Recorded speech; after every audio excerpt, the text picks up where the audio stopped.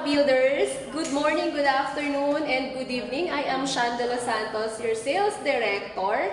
Nandito ako ngayon sa Unit 1834 Tower B of Victoria Sports Tower Station 2. And as of the moment, yung client ko nagpapa-install ng digital door lock niya. So ito na ngayon. And ginagamitan nila ito ng double T applications na tinatawag. So, here's my client, Miss Teresa. Actually, mga ka-builders, June lang niya ito ni-reserve. And July, first down payment niya na 2.5% only to move in.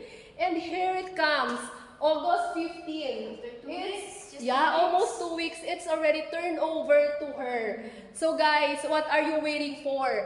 Sa halagang 125,000, mayroon ka nang matitirahan ng condominium like